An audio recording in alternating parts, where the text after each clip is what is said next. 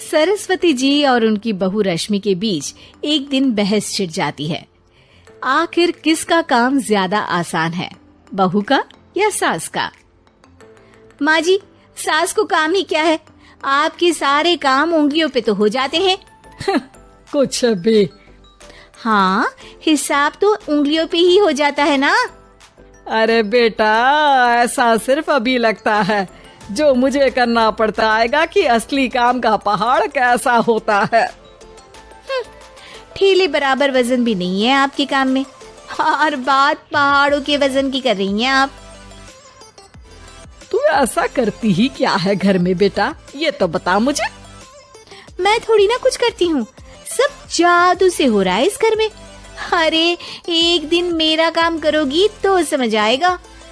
Okay okay, shut up. कल से मैं घर के काम करूंगी और तू मेरी जगह हर चीज का हिसाब रखना, ठीक है? ठीक है, ये भी कर लेते हैं। ये सास बहू की डील के बारे में रश्मि के पति अमन को नहीं पता था और ना ही अमन के पिताजी सुरेश जी को। पर गेहूं के साथ साथ जैसे घुन भी पिस जाता है, ये दोनों भी पिसने वाले थे।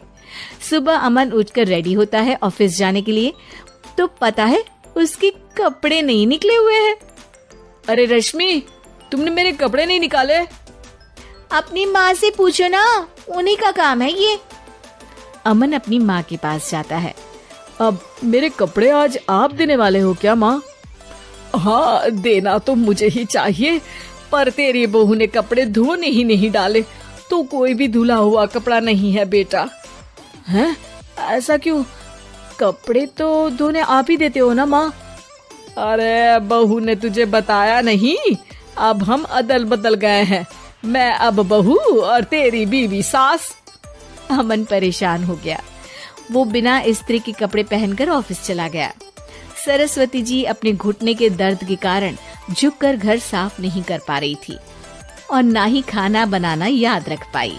उधर रश्मि पहले ही दिन घर की चाबी घुमा चुकी थी और 300 रुपए का हिसाब अलग नहीं मिल रहा था। पर दोनों का ही घमंड कैलाश पर्वत से भी बड़ा था और दोनों ही खेमे एक दूसरे की बात मानने को बिल्कुल तैयार नहीं थे। शाम को जब सुरेश जी और अमन खाना खाने बैठते हैं तो सरस्वती जी उनके सामने गाजर और पपीते लाकर रख देती हैं। अरे माँ, ये क्या है? ख्याली पुलाव के साथ सलाद। माँ जी खाना बनाना भूल गई लगता है। अरे एक एक चमन्नी का हिसाब है मेरे पास, खाना बनाना कैसे भूल जाऊंगी? ये तो मैंने पढ़ा था कि फल फ्रूट खाने से सेहत अच्छी रहती है, इसीलिए ये ले, एक फल खा ले। रात को सुरेश जी और अमन अपनी मीटिंग बिठाते हैं अकेले में। बाबूजी, इनकी लड़ाई के कारण ना हमें ठीक से खाना मिल रहा है, उल्टा घर के सारे काम रुक गए हैं। हाँ बेटा, 2 भैंसों की लड़ाई में बेचारे खेत के पौधों का भी नुकसान हो रहा है। पर पापा, क्या बताऊं आपको, मैंने माँ को इस महीने की 2 तारीख को बिजली के बिल के पैसे दिए थे। आज बिल भरने के लिए मांगने गया तो पता चला कि रश्मि उन पैसों से गैस सिलेंडर ले आई। अच्छा, तो सिलेंडर के पैसों का क्या हुआ?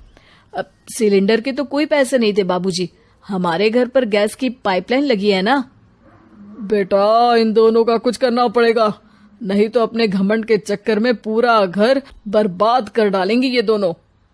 अमन और सुरेश जी काफी सोच विचार के बाद एक निष्कर्ष पर पहुंचते हैं। रात ही को दोनों अपनी पत्नियों की अलमारी से नई साड़ी निकालते हैं और सुबह जब रश्मि और सरस्वती जी उठते हैं तो देखते हैं कि दोनों पति साड़ी पहनकर चढ़ाव पर सब्जियां काट रहे हैं। अरे ये सब क्या हो रहा है? क्या हो रहा है मतलब? आप दोनों अदल बदल हो सकते हो तो हम क्यों नहीं? अरे क्या मतलब? नहीं नहीं, मेरी भी बचपन से किसी की बहू बनने की इच्छा थी, तो आज से सरस्वती तुम बड़ी बहू, मैं मिडल बहू और अमन छोटी बहू। अरे लेकिन सब घर पर बैठ जाएंगे तो कमाएगा कौन? ये घर कैसे चलेगा? अब वो तो भैया या बाकी लोग जाने, अब हमने भी अदल बदल कर ही लिया है तो कुछ नहीं हो सकता। रश्मि और सरस्वती जी को समझ में आ जाता है कि उन दोनों की आपस की डील के वजह से इन दोनों को बहुत तकलीफ हो रही है और उनके ईगो ने दूसरों को कितनी यातनाएं दी है।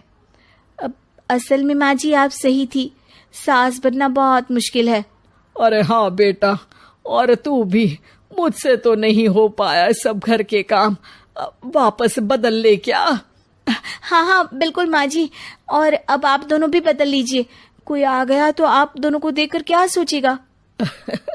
अच्छा है, आप दोनों के समझ में ये बात तो आई। मैं फटाक से कपड़े बदल लेता हूँ। अरे रुक जा बेटा, एक फोटो ले लेती हूँ तेरी। मेरी बेटी होती तो तेरे जैसी ही दिखती साड़ी में। और मेरा फोटो नहीं लोगी?